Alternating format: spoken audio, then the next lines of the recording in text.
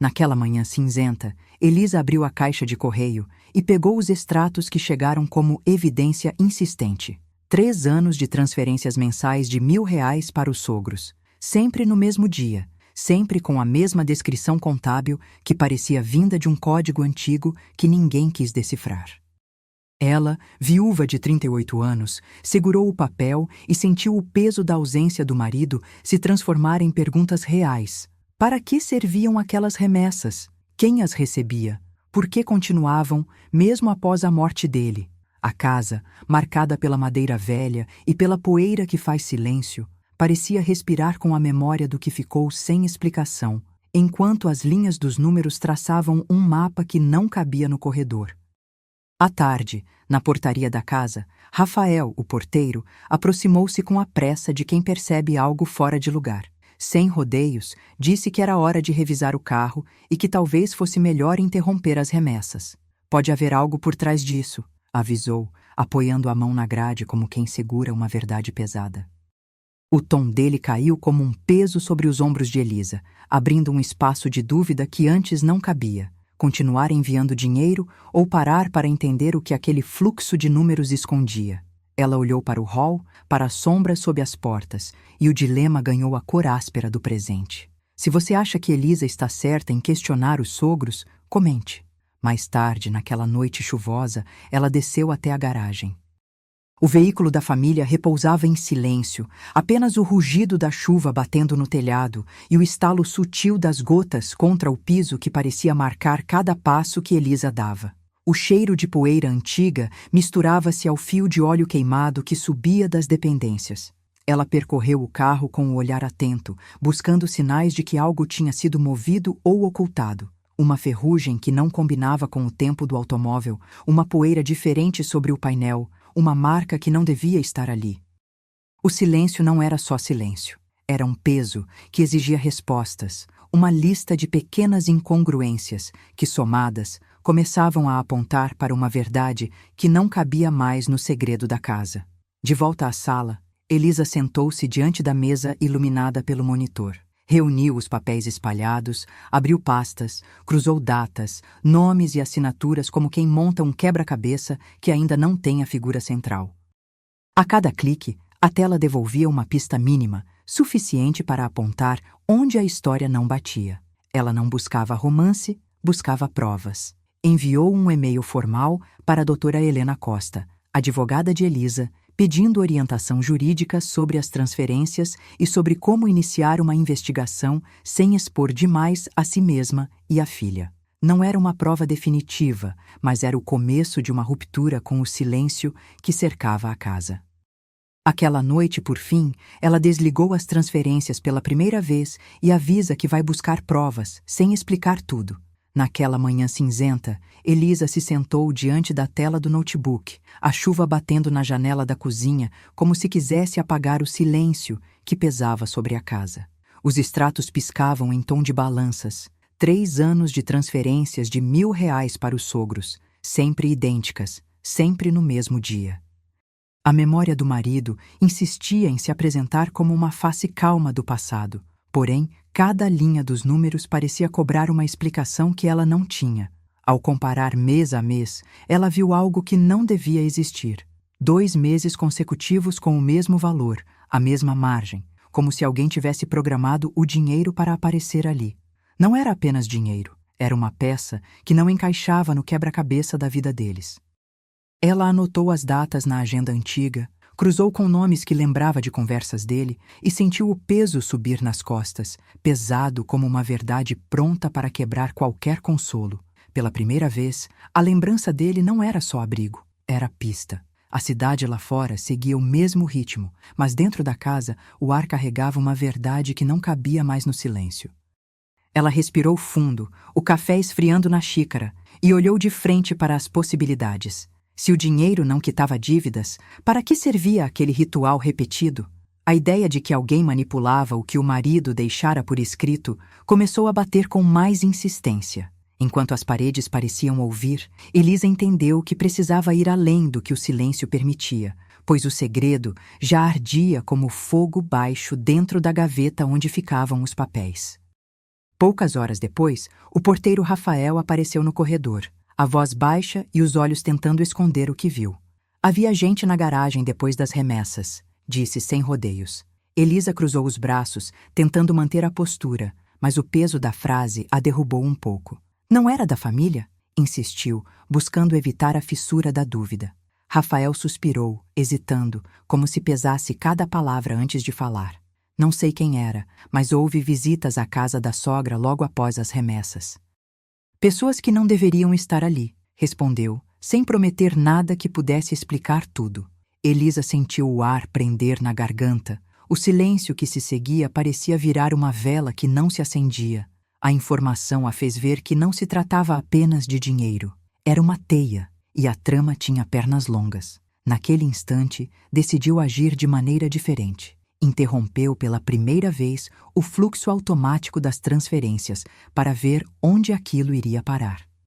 O ruído da decisão ecoou pela casa vazia, e o peso na mente dele se tornou o peso nas mãos dela ao tocar o mouse, ao fechar o aplicativo. O silêncio que restou parecia confirmar a gravidade da escolha e a certeza de que, a partir dali, tudo entraria em outra cadência, com passos que não podiam ser desfeitos. Às 3 da tarde, Elisa reuniu papéis sobre a mesa. Extratos, envelopes selados, notas que pareciam ruídos antigos e um arquivo que parecia deslocado do tempo. Ela alinhou as datas como quem alinharia peças de um quebra-cabeça esquecido, procurando padrões que justificassem o que Rafael insinuava e o que os números traíam.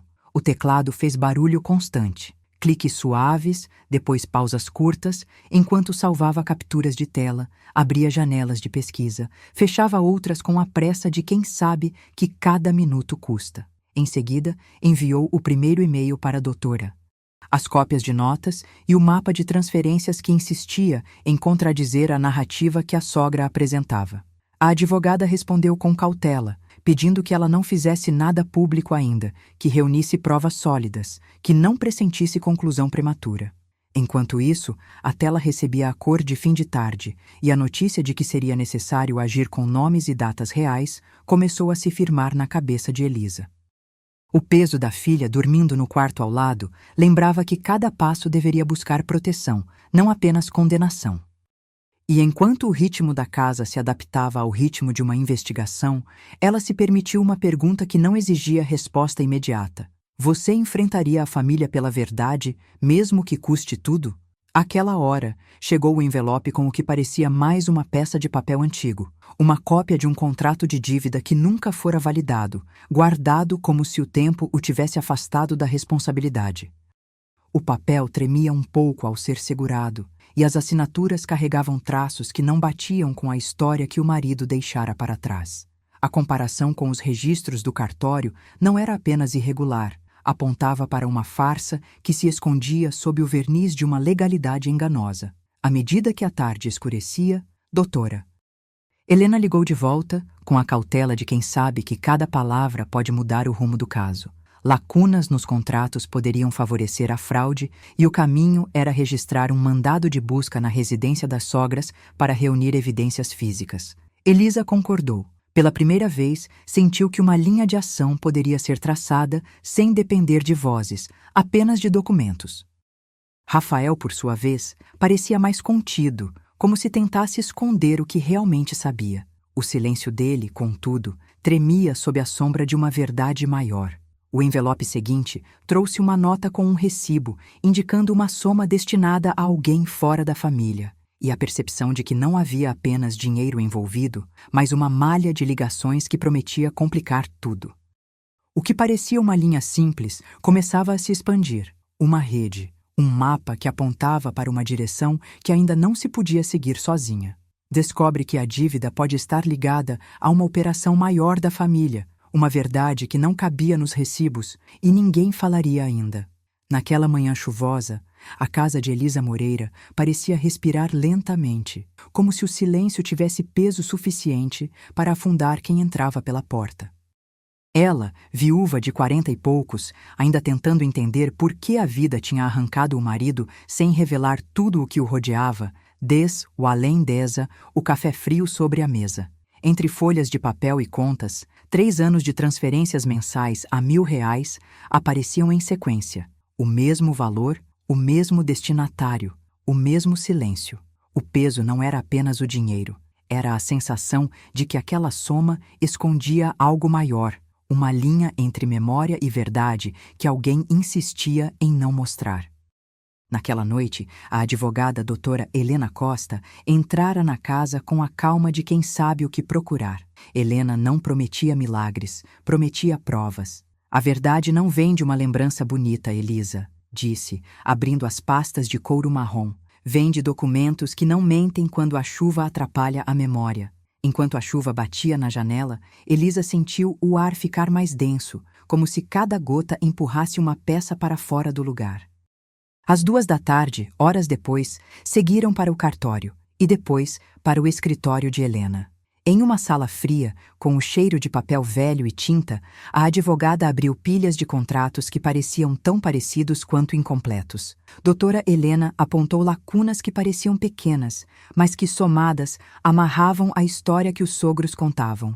Faltam cláusulas essenciais, ela disse com a voz firme. Não há autorização clara para as transferências sob o pretexto de dívida, nem documentos que provem quem assinou cada papel.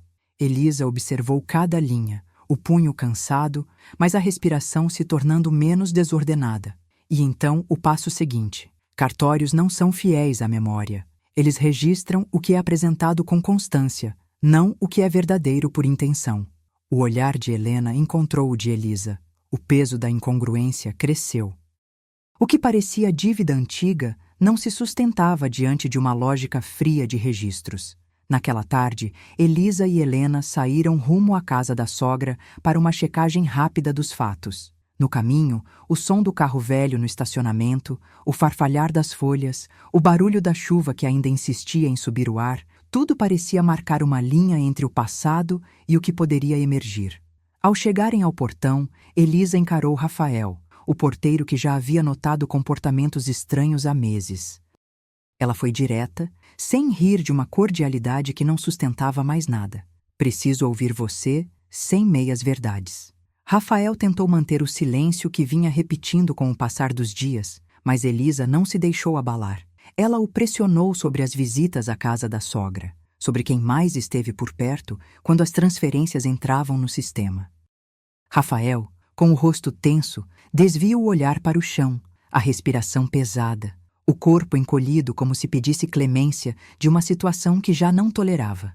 Ele não entregou tudo. Falou pouco, disse pouco. Deixou claro que havia segredos que não se revelariam ali. O que revelou foi suficiente para deixar Elisa com a certeza de que apenas uma ponta da verdade havia sido tocada. À noite, de volta ao apartamento, chegou uma carta da senhora. Carvalho, a sogra que se apresentava como cuidadosa matriarca da família, mas que naquele envelope parecia prestar um serviço de máscara, tom cordial, palavras que soavam como desculpas, porém com um subtexto cuidadoso para manipulá-la. A carta falava de honra, de responsabilidade familiar, de manter a aparência diante de amigos e vizinhos. Em cada linha, Elisa sentiu uma pressão súbita, uma tentativa de desarmar a investigação com um senso de culpa e solidariedade que parecia estar sendo usado como arma. O papel tinha uma assinatura que não combinava com o estilo dos demais documentos, e a data parecia deslocada, como se alguém tivesse tentado apagar uma linha inteira com corretivo. Ao ler, Elisa percebeu que o jogo era maior do que uma dívida mal explicada. Não era apenas dinheiro. Era a reputação, era a forma pela qual a memória do marido podia ser distorcida para servir a um esquema de poder dentro da própria família. Ela manteve o sangue frio, anotou mentalmente cada contradição, cada tom que insinuava justificativa, cada traço que combinava com a manipulação que já sentia crescendo. E ainda assim, uma ideia simples surgia, sem provas, sem confirmação externa, tudo permaneceria suscetível ao comodismo de quem quer manter as aparências.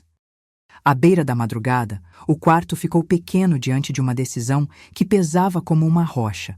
Doutora Helena sugeriu com delicadeza que Elisa registrasse oficialmente as evidências que já tinham, Não para abrir uma guerra de imediato, mas para garantir que qualquer passo futuro fosse feito com a firmeza de quem sabe o que está provando. Foi então que a advogada propôs uma linha direta: interromper as remessas, pelo menos temporariamente, para evitar que novas peças entrassem no tabuleiro sem controle. A ideia foi recebida com um nó na garganta, mas com uma clareza necessária. Eliminar a sombra de uma dívida que não soube explicar não era apenas uma estratégia, era um compromisso com a filha, com a própria dignidade, com a possibilidade de ver a verdade emergir sem que tudo desmoronasse ao mesmo tempo. E, ainda que o peso da decisão fosse imenso, Elisa sentiu, pela primeira vez de modo tão claro desde o começo, que a ruptura era necessária para que as provas pudessem falar sem o ruído das transferências contínuas. Se a dúvida era a mãe de toda a hesitação, a ação era agora o suficiente para começar a mudar o que viria a seguir. Se a desconfiança te enche de raiva, deslize o like para mostrar que você não aceita injustiças. O gesto simples, num momento de silêncio, pode significar a diferença entre o medo que paralisa e a coragem que pergunta quem lucra com a mentira. Durante a audiência, uma testemunha-chave surge com informações que confirmam a fraude. Naquela manhã chuvosa, Elisa atravessou o corredor para o gabinete da doutora Helena Costa com a testa franzida e o silêncio pesando na nuca. O cartório havia enviado apenas partes dos extratos, mas o que chegou àquele primeiro contato já era suficiente para acender uma luz fria. 2 documentos, a mesma assinatura, traços idênticos repetidos com a precisão de quem tenta enganar o tempo.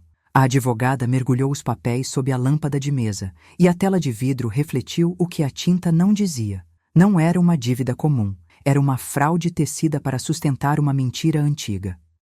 Elisa sentiu o chão tremer sob o peso de uma possibilidade congelante, que a memória do marido poderia ter sido manipulada para favorecer alguém além dela. O ar na sala ficou carregado, como se cada respiração tivesse que atravessar uma parede de segredos, e a imagem do falecido, tão presente nos gestos de quem o amava, ganhou contornos duros e desconfortáveis. Horas depois, naquela mesma manhã, Helena Costa mostrou a sequência de passos que poderiam romper o silêncio. Precisamos de provas físicas, não apenas números, disse, firme, apontando para a mesa onde repousavam os papéis que parecem memorandos de uma conspiração.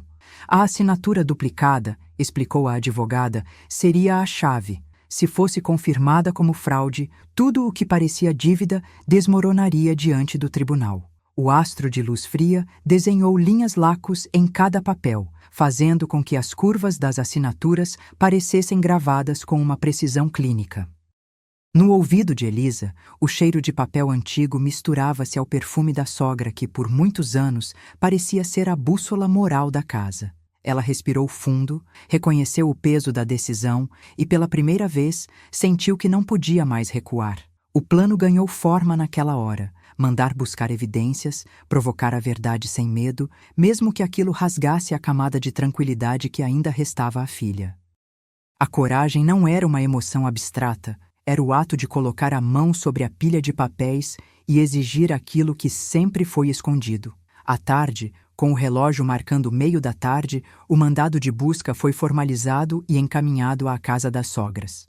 Doutora Helena, com a experiência que pesava como chumbo nas costas, conduziu as equipes e esclareceu que o objetivo era localizar evidências físicas que sustentassem as novas acusações, não apenas as leituras de uma planilha. Elisa manteve a guarda da filha em segundo plano, protegendo-a com o mínimo de exposição possível, sabendo que cada passo público aumentava o risco para a menina. No trajeto até o local, Elisa abriu a caixa de documentos que preparara para aquela ocasião. Recibos, envelopes com datas estranhas e uma pilha de contratos que pareciam ter sido dobrados para caber numa narrativa conveniente. O ambiente na casa das sogras era de uma calma tensa, o queixa de quem sabe que a verdade pode destruir tudo o que foi construído em segredo. O silêncio da sogra manteve-se impecável, mas os lábios dela tremiam quando a advogada mencionou cláusulas faltantes e assinaturas duplicadas, de modo que Elisa entendeu que não bastava ouvir, era preciso ver, tocar, confrontar. Ao entardecer, o humor na sala mudou com o rosto da sogra. O sorriso se tornou uma máscara que não cobria mais o medo da exposição pública. E Elisa, que ainda lutava contra o impulso de escolher a privacidade da filha em detrimento da justiça, conheceu pela primeira vez a sensação de estar no centro de uma tempestade que não permitiria recuar. Entre a tensão crescente do dia e a proximidade da audiência, Rafael, o porteiro, apareceu no corredor com uma tentativa clara de desviar a atenção para outra direção. Olhou para Elisa com aquela mistura de relutância e necessidade de manter o segredo e sugeriu que as coisas não eram tão simples quanto pareciam, que havia explicações que não encaixavam na narrativa que todos queriam ouvir. Ela o confrontou sem perder a calma, exigindo que ele mostrasse o que sabia, mas ele se recusou a adiantar qualquer coisa, deixando apenas um vago eco de dúvidas no ar. Enquanto o mandado avançava, o ambiente da casa das sogras ficou impregnado pelo peso daquilo que não era dito. Notas que não batiam, datas trocadas, frases que pareciam trechos de uma história que alguém quis ocultar. Com a conversa encerrada, Elisa voltou para a sala de Helena, reconhecendo que a resposta que buscava não estaria apenas em papéis, mas na coragem de enfrentar uma rede que se apoiava em mentiras cuidadosamente entrelaçadas. E, no mesmo instante em que a advogada organizava as próximas etapas, um sinal de que o caminho seria árduo acentuou-se. Se a desconfiança que lhe corroía a garganta pudesse ser transformada em prova, tudo poderia mudar.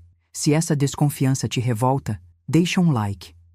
O peso das evidências crescia a cada documento que Helena alinhava na mesa, cada pergunta que Elisa costurava no ar com a voz firme, cada olhar que a sogra preferia esconder. Durante a audiência, uma testemunha-chave surge com informações que confirmam a fraude. A sala pareceu segurar o fôlego por um instante, como se o mundo inteiro esperasse que o próximo passo definisse quem paga o preço daquela mentira. E, no instante seguinte, a ligação que ninguém esperava interrompeu tudo, trazendo ruído de telefone e promessas vazias de segredos desmascarados. A manhã estava enevoada e o som da chuva batia na janela da casa antiga. Elisa Moreira sentou-se à mesa da cozinha, cercada por envelopes amarfanhados, extratos de transferência datados há anos e notas rabiscadas que não faziam sentido. Os números repetiam-se, R$ 1.000 aqui, R$ 1.000 ali, sempre com a mesma assinatura de quem já não vivia para explicar. Ela revisou 3 anos de remessas para os sogros e cada linha parecia uma baliza de uma dívida que ninguém queria nomear.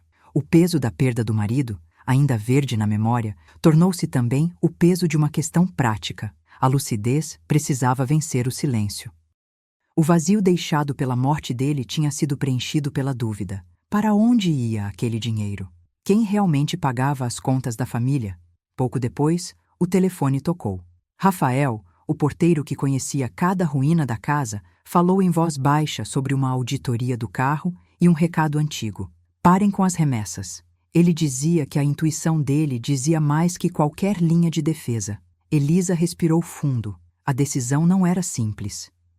Se interromper as remessas, poderia atrair ainda mais perguntas sobre o passado, mas se deixasse tudo como estava, o segredo ganharia mais força. A conversa com Rafael ficou gravada na cabeça dela como uma linha de ferro. A suspeita não era simplesmente financeira, era também moral. Ela pediu que o porteiro anotasse tudo, que não dissesse mais nada a ninguém e que não aceitasse promessas vagas. Naquela garagem, o cheiro de poeira e óleo velho parecia mais barulho que o sino de uma igreja. Enquanto o carro da família se mantinha silencioso, Elisa sentiu a ferrugem do tempo gritar. Algo ali estava fora do lugar. Foi quando decidiu buscar respostas formais. Enviou a primeira comunicação oficial para a doutora Helena Costa, advogada de Elisa, descrevendo as irregularidades, incluindo aquelas assinaturas que não batiam com as datas e os papéis que pareciam ter sido reprocessados para esconder algum real interesse. A ação ainda não era pública, mas o passo era claro. Não poderia mais ignorar o peso das evidências. Doutora Helena respondeu com cautela, porém firme, marcando a necessidade de proteção legal para a filha como prioridade e traçando o caminho para uma investigação formal. Entre pilhas de documentos, Elisa encontrou um detalhe que já prometia consequências maiores. Contratos com datas inconsistentes, assinaturas que não correspondiam à cadeia de eventos descritos. Ela não deixou passar. Anotou cada data discordante, cada assinatura que parecia deslocada no tempo. A cada ponto que surgia, o quadro começava a ganhar contornos mais nítidos. Havia uma rede, não apenas uma dívida esquecida. E o peso de tudo isso se espalhava pela linha de frente. A sogra, com sua máscara de mãe dedicada, parecia saber exatamente como manter o poder intacto, mesmo que a verdade estivesse a um passo de quebrar a fachada de respeitabilidade. Foi nesse contexto que a notícia começou a mudar a cada batida de teclado. Doutora Helena organizou uma estratégia que incluía uma audiência emergente, uma tentativa de consolidar provas físicas e a exigência de transparência pública. Elisa percebeu que não havia espaço para recuar. Cada documento, cada registro, cada e-mail enviado era uma peça de uma máquina que poderia finalmente expor a fraude com clareza. A ideia de enfrentar a sogra em público já não parecia ousadia, mas responsabilidade. Enquanto isso, Rafael, que antes parecia apenas cúmplice da calma, tornou-se a testemunha de confirmação de que havia mais coisa acontecendo por trás dos bastidores. A pressão crescia, não apenas pelo que se sabia, mas pelo que ainda precisava ser provado. A sogra, por sua vez, tentava manter a narrativa sob controle. Ela começou a circular entre jornalistas, insinuando que Elisa era movida apenas por rancor e que tudo não passava de mal-entendidos familiares. A imagem da matriarca cuidadosa era essencial para a reputação da família. Destruir essa narrativa exigia provas que não pudessem ser facilmente contestadas. Elisa assistiu à tentativa de manipulação com uma espécie de frieza que não conhecia há meses. A cada notícia que surgia, uma nova camada se mostrava. O quanto a imprensa fica vulnerável a uma versão conveniente, o quanto a reputação pode ser manuseada para desviar a atenção daquilo que, de fato, deveria ser visto. Entre os papéis que ela analisava, as pistas começaram a convergir com uma força perigosa. O cenário não era apenas emocional, era estrutural. Havia contratos assinados com datas que não se alinhavam ao que se dizia sobre as dívidas de família. Havia uma assinatura que não parecia do falecido. Havia também o eco de frases ditas pela sogra que pareciam ensaios de uma história muito maior do que os olhos de Elisa poderiam suportar. A cada passo, Elisa percebeu que a verdade não era apenas uma questão de justiça pessoal, mas de integridade frente a uma teia de interesses que iam muito além da casa de São Paulo, onde tudo começou. O relógio do caso avançava sem compaixão, e cada minuto trazia uma nova camada de coragem que precisava ser encarada. Se você também sente o peso dessa descoberta, se o que viu até aqui parece injusto demais para ficar quieto, deixe seu like. O silêncio seria cúmplice, e a raiva justa precisa encontrar uma voz. Durante a audiência, uma testemunha-chave surge com informações que confirmam a fraude. Naquela manhã, a cidade de São Paulo parecia ter parado para ouvir o que mexia nos bastidores. Elisa acordou com o celular vibrando sempre que uma nova manchete atravessava a tela. Jornalistas independentes haviam começado a mapear o caso, reproduzindo extratos, contratos e datas que pareciam dançar fora de ordem. Aos poucos, o apartamento abafado pela chuva ganhou o tom de um tribunal sem paredes. As notificações viravam perguntas, as perguntas viravam novas suspeitas. Ela segurou o café com as mãos ainda trêmulas, observando cada frase que atravessava a tela. Nos olhos, o cansaço não ofuscava a fome de entender. A cada linha, um novo peso. O dinheiro que encontrou, o silêncio que permaneceu, a memória do marido que parecia cada vez menos protegida. Em silêncio, decidiu que não se deixaria vencer pela curiosa normalidade de quem esconde tudo atrás de uma fachada de respeito. Os extratos, disse em voz baixa, não eram apenas dívida, eram pista. Horas depois, naquela mesma manhã, doutora Helena Costa entrou no cenário formal da cozinha, onde a advogada costumava planejar cada etapa com Elisa. A sala parecia respirar uma nova vida. O rosto da mulher que a acompanhava naquelas semanas ganhou firmeza, as janelas deixaram o vapor da chuva entrar e o ar ficou trabalho. Ninguém mais fingia que tudo era simples. Doutora Helena mostrou o relatório que acabara de chegar das mãos da sua equipe, e a primeira parte do documento já era um choque. Lacunas legais, cláusulas ausentes, assinaturas que pareciam duplicadas em 2 registros distintos, datas que não batiam com a linha do tempo oficial.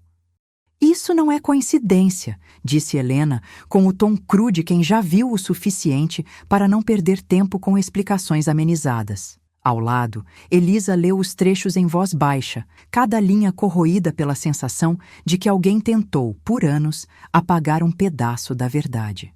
Um nome começou a surgir entre as linhas. A ideia de que havia alguém de dentro da rede que manipulava tudo para manter o segredo. Naquela tarde, o barulho do portão parecia menos comum do que o eco de uma decisão. A sogra, senhora. Carvalho ligou para propor uma trégua que soava mais como uma pausa estratégica do que um acordo de paz. O tom era de mãe dedicada, de rosto lavado pela imagem da família, mas por trás daquela máscara havia uma proposta de silêncio. Se Elisa aceitasse recuar, deixaria de expor o que já se mostrara com clareza nos documentos. A conversa, que aconteceu num espaço neutro, parecia ter a intenção de ganhar tempo e desarmar a pressão da imprensa.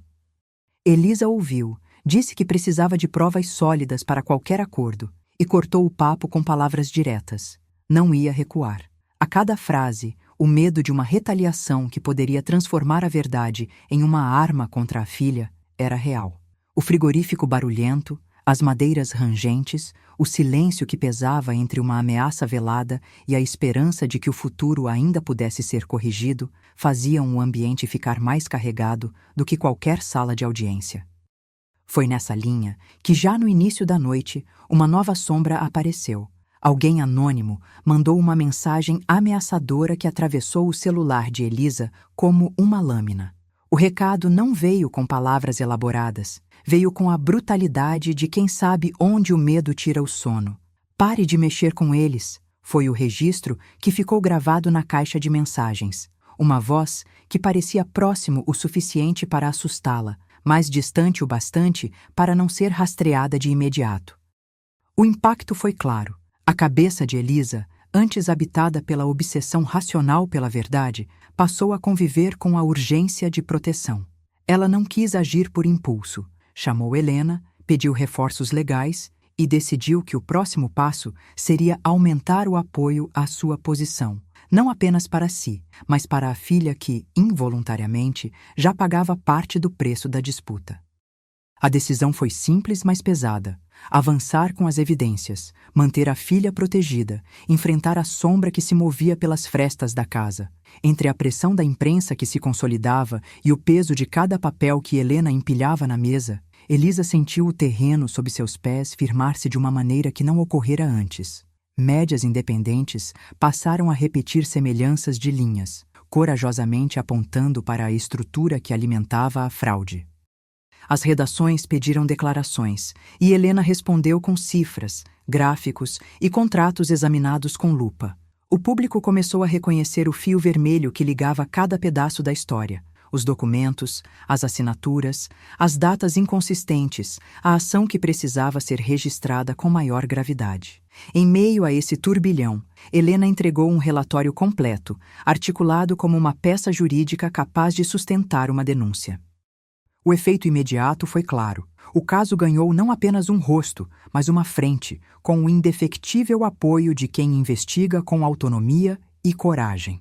Elisa percebeu que não estava sozinha. A presença de uma figura pública jurídica ao seu lado, oferecendo proteção institucional, tornou a estrada menos deserta, mesmo que o preço de cada passo permanecesse alto.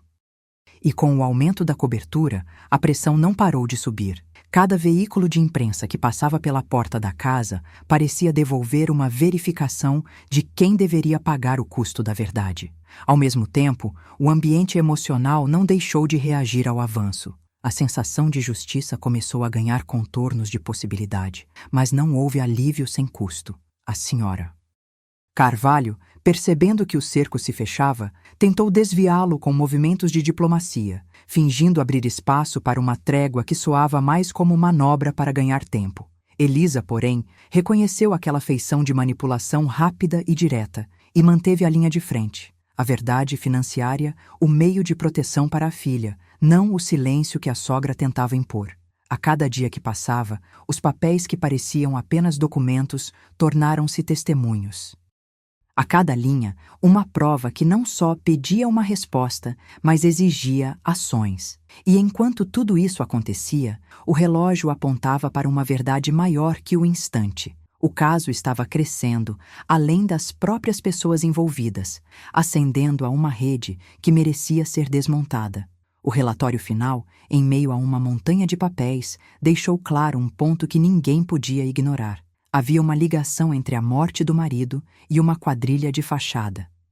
O peso dessa revelação foi sentido de pronto, como uma marreta batendo em silêncio. A notícia não apenas desnudou a fraude, ela abriu uma avenida de ações que poderiam alterar o rumo da vida de Elisa, da filha e de todos que já estavam enredados nesse enredo de ganância e silêncio. E com esse sinal, o cenário tornou-se menos previsível, mais perigoso, mas ao mesmo tempo mais sólido. A verdade, embora marcasse o preço, começava a ter um caminho de justiça que não poderia ser ignorado. Horas antes da audiência, o escritório de Helena Costa parecia respirar documentos. A advogada, com a prancheta na mão, analisava os contratos que Elisa trouxera na véspera. Lacunas, cláusulas faltantes, assinaturas que não batiam com o que as testemunhas haviam dito. Helena manteve a voz firme, mas o olhar entregava cansaço. Cada linha era uma janelinha para uma fraude maior. No relatório, as assinaturas pareciam deslocadas, como se tivessem sido coladas em vias distintas e em momentos diferentes. Elisa, sentada do outro lado da mesa, folheou as páginas de forma contida. Os dedos tremiam apenas o suficiente para mostrar que o coração ainda não aceitara o que os números insinuavam. Ela ouviu em silêncio o som do ar condicionado que não chegava a aquecer a sala. E lembrou da distância entre o marido que amava e o silêncio que cercava aquelas transferências mensais. Horas depois, o caminho levou Elisa e Helena até o cartório, onde os carimbos frios davam forma às certezas. O mandado de busca em residência das sogras foi registrado com a mesma precisão com que se traçam linhas em um diagrama de evidências. A checklist de documentos parecia um mapa do tesouro mascarado. Papéis por cima de papéis, cada assinatura sob uma lupa. O funcionário, com ares de quem não teme o que está por vir, entregou uma pasta que Helena abriu sem pressa suficiente para que Elisa notasse o peso do papel. Precisamos de tudo que comprove o circuito financeiro, disse Helena, sem elevar a voz. Elisa assentiu, o queixo firme, e pediu que Rafael fizesse o favor de permanecer disponível para qualquer aprofundamento que a investigação exigisse. A chuva, que insistia lá fora, parecia bater em compasso com a contabilidade que se revelava diante deles. Naquela tarde, a sogra perdeu parte da máscara pública. O jornal local começou a falar de um caso que envolvia dívidas de família, com um tom que oncology, a reputação como se fosse uma vela diante do vento. A figura da sogra, antes apresentada como cuidadosa matriarca, começou a trair a própria imagem. Entrevistas com vizinhos contaram de uma ambição disfarçada sob sorrisos, de redes sociais que repetiam a mesma narrativa e de ligações para jornalistas que pareciam surgir do nada. Em casa, Elisa recebeu por e-mail o que parecia ser apenas mais uma mensagem de cobrança, mas Helena percebeu ali uma tentativa de desestimular a exposição pública com termos brilhando de forma contornada. Não é apenas dívida, disse Helena. É uma operação que precisa de documentação para sustentar cada passo. Elisa leu em voz baixa, deixando que o silêncio respondesse por ela. Horas depois, o sinal de foreshadowing ficou gravado no ar. Certidões com datas que não dialogavam com a história apresentada, registros que não coincidiam com a linha do tempo que as sogras tentavam vender. As pistas não estavam nubladas, estavam claras como vidro quebrado. Números que não se alinhavam, assinaturas que pareciam recortes de outra pessoa, envelopes que chegavam como peças soltas de um quebra-cabeça que alguém se esforçava para manter inteiro. A cada detalhe, Elisa sentia o peso de uma verdade que precisava se consolidar no tribunal. Foi então que Helena sugeriu a formalização da denúncia, não apenas como uma acusação, mas como uma entrada firme no terreno onde a lei poderia falar sem gentilezas. Elisa concordou de olhos fechados, e a ideia de tornar-se parte de uma ação civil coletiva surgiu como uma bússola apontando para a ousadia necessária. Naquela mesma noite, antes de dormir, Elisa recebeu o anúncio de apoio de um grupo de vítimas de fraude, uma coalizão que prometia voz coletiva e proteção para quem ousasse expor a verdade. O suporte público transformava o medo em coragem. As redes de advocacy anunciavam reuniões, cartórios abrindo espaço para depoimentos, jornalistas interessados em apurar cada linha do diagrama de fraude. O impacto público já era real, ainda que o conhecimento jurídico estivesse apenas ganhando corpo. Enquanto isso, Rafael manteve o silêncio, mas o eco do seu silêncio não era mais apenas ele. Era a certeza de que alguém próximo tinha caminhado longe demais para recuar. As testemunhas começavam a aparecer aos poucos, cada uma delas trazendo uma peça de um conjunto maior que Elisa ainda não via por completo, mas já sentia pulsar sob a pele. Se essa injustiça te revolta, deixa um like.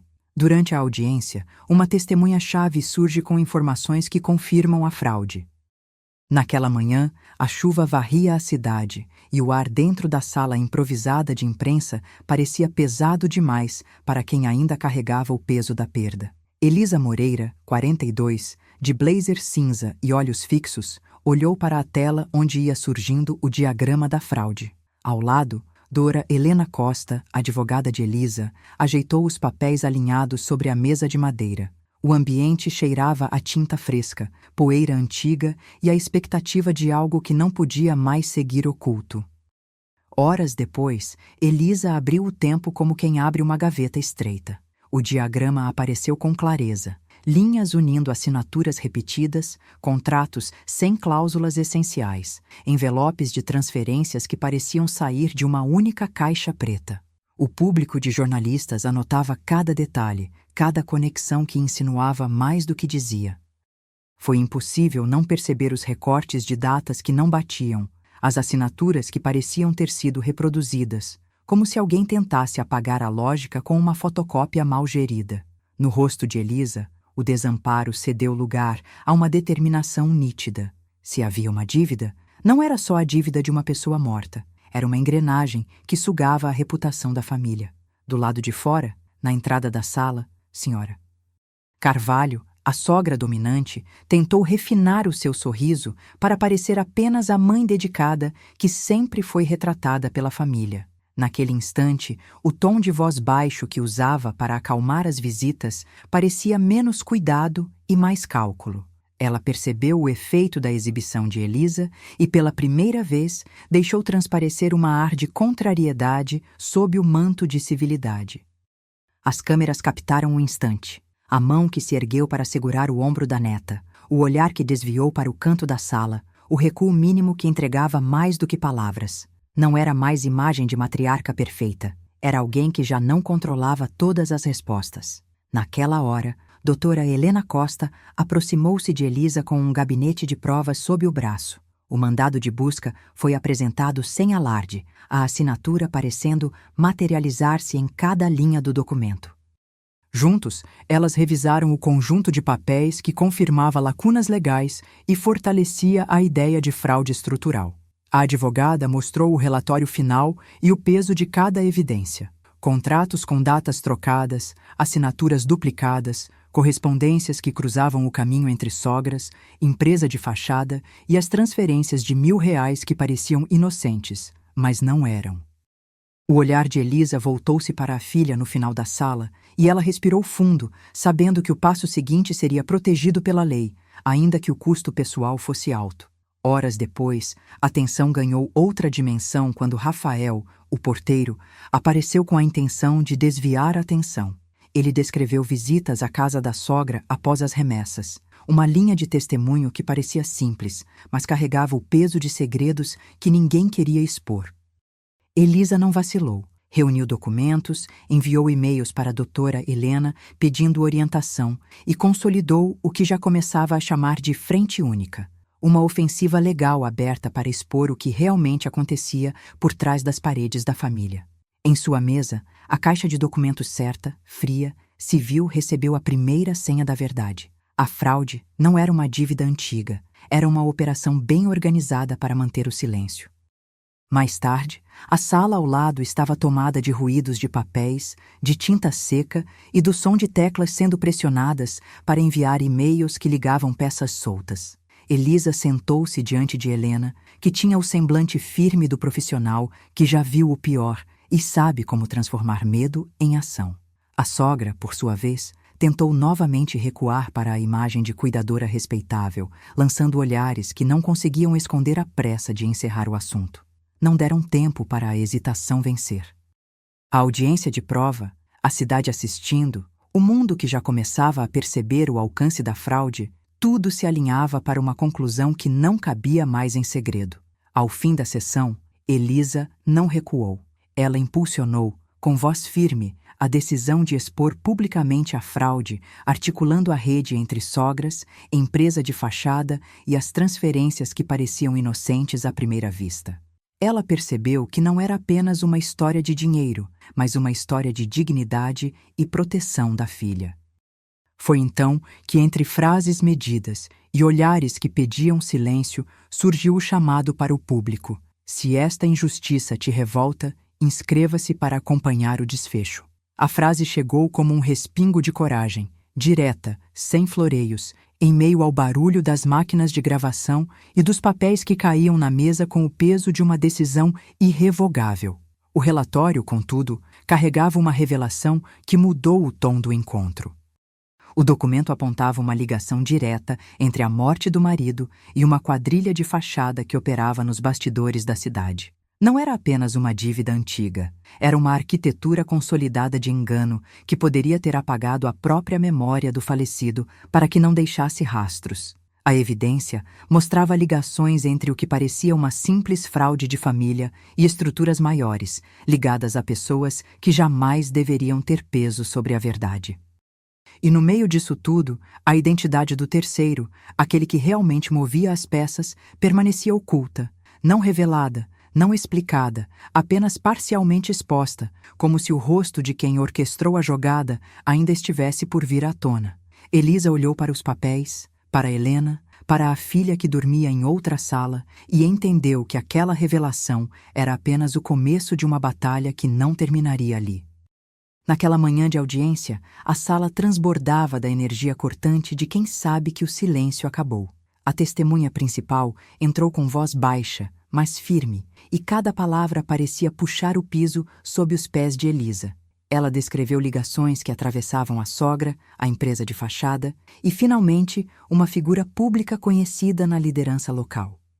Não era apenas dinheiro, era um mapa de favorecimentos, contratos que apareciam e sumiam como se fossem fantasmas, sempre com a assinatura de alguém com poder para encobrir. O rosto de Elisa se endureceu quando o peito do auditor bateu mais rápido e o som do gravador preenchia o espaço entre as cadeiras, a madeira velha rangendo como se estivesse concordando com aquilo tudo. O efeito foi imediato. A sala splitou-se entre quem duvidava e quem já aceitava que a fraude era maior do que qualquer lembrança do marido poderia sustentar. Horas depois, Elisa levou o peso dessa revelação para o lado prático da batalha. Em voz baixa, com a advogada doutora. Helena Costa ao lado decidiu tornar público o conjunto de provas, contratos, assinaturas que não batiam com datas e o registro de uma empresa de fachada que, segundo a testemunha, servia apenas para lavar dinheiro de um esquema maior. Doutora Helena anotou cada detalhe numa prancheta, separando o que era passível de ação imediata do que exigia cautela. Elas combinaram uma linha de comunicação com a imprensa que mostraria a verdade sem recorrer a mitos, documentos, depoimentos, uma linha de tempo que não permitisse que a história fosse diluída por boatos. Naquela noite, Elisa deixou a sala do advogado com uma respiração menos pesada e uma determinação que fazia o silêncio parecer colegial. Mas a tensão não se dissolveu completamente. A sogra, sempre tão hábil em se apresentar como cuidadosa matriarca, abriu espaço para a narrativa de vítima. Em entrevistas curtas, com a voz recortada pela câmera, ela tentou recolocar-se como o áxis da moralidade familiar, dizendo que tudo era mal entendido, que as transferências eram apenas uma preocupação antiga para a reputação da família. A multidão na rua murmurou. Alguém desmentiu nos corredores do tribunal, mas a sombra da farsa não desaparecia. Elisa observou a mulher manter a pose, mas o brilho nos olhos traía o desconforto diante da evidência exposta em cena. Havia, de fato, uma manipulação de pessoas próximas que não se curvou diante da fragilidade de uma viúva que lutava pela filha. Entre o ruído do processo, uma lembrança antiga voltou a assentar-se no peito de Elisa. O marido, cuja morte ainda parecia um ponto fixo na vida de todos, aparecia na memória como uma peça que não cabia mais no quebra-cabeça que estavam montando. Uma carta escondida, preservada em uma pasta antiga, veio à tona. Nela, ele falava de cortar laços com a família de sogros para proteger a casa e a filha. Uma linha que, à primeira vista, soava como redenção, mas que, diante das novas provas, ganhava outra cor. Alguém por trás do véu ainda movia as peças. A convicção de que ele pressentia o peso de uma verdade que poderia destruir tudo o que restava fez a sala ficar quieta por um instante. O passado, que já pesava tanto, parecia agora abrir uma fresta para outra dimensão da culpa. Foi nesse compasso de sobressaltos que Elisa decidiu agir de forma mais firme. O dilema era claro: expor a verdade pública e arriscar a segurança da filha, ou recuar para proteger o que ainda restava de normalidade numa casa marcada pela reputação. Ela escolheu o caminho da coragem jurídica, sem abrir mão da proteção necessárias para a menina. A advogada estruturou uma estratégia de denúncia com provas consistentes e a imprensa, sedenta por respostas, começou a focar na cadeia de relações que, segundo a testemunha, ligava sogras, fachada empresarial e uma figura pública. O peso da decisão recaiu sobre Elisa.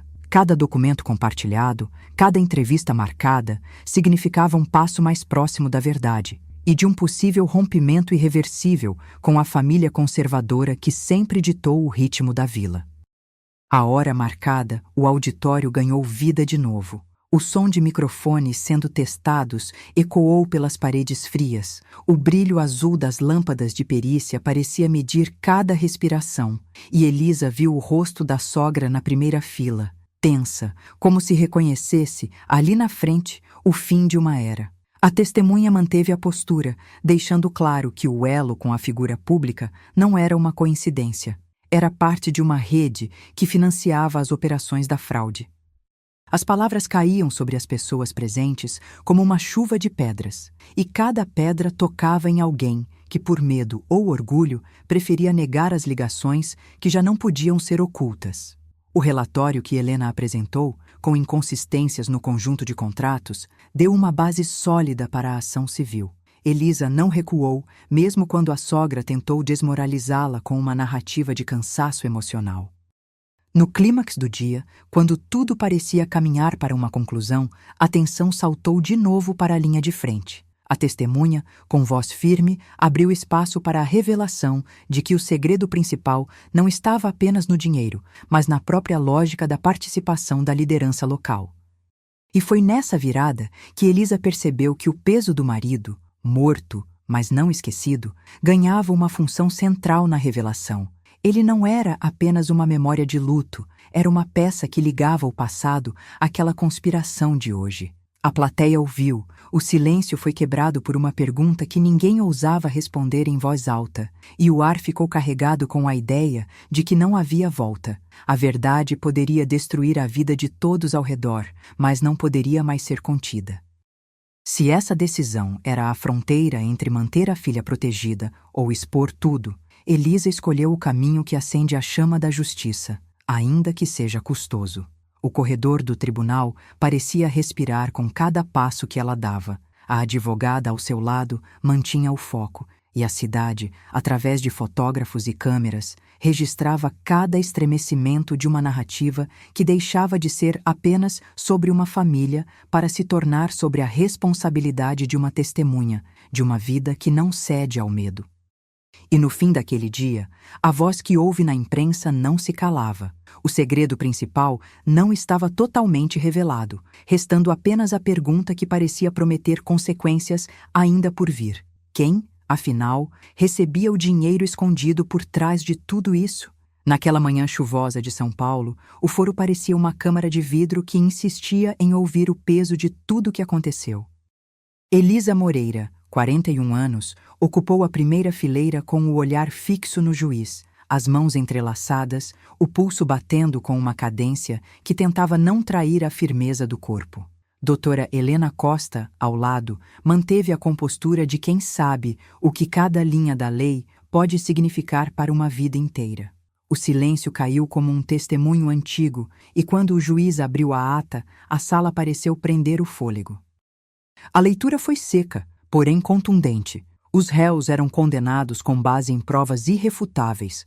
As transferências mensais a que a viúva tinha dedicado o tempo inteiro de luto não eram acertos de dívida, eram peças de um quebra-cabeça que já tinham ganhado o seu lugar. A senhora Carvalho, sempre tão segura, não esboçou reação, além de uma sobrancelha arqueada que não convenceu ninguém. O barulho das cortinas movendo-se com o vento, o ranger do assoalho, o som de passos que atravessavam a sala como se escolhessem uma nova trilha, tudo contribuiu para uma sensação de que o mundo tinha se inclinado, de que a verdade finalmente ganhou espaço. Logo após a sentença, Elisa respirou fundo e deixou clarear a decisão que já houvera tomado em silêncio durante meses: manter a filha longe da vitrine pública.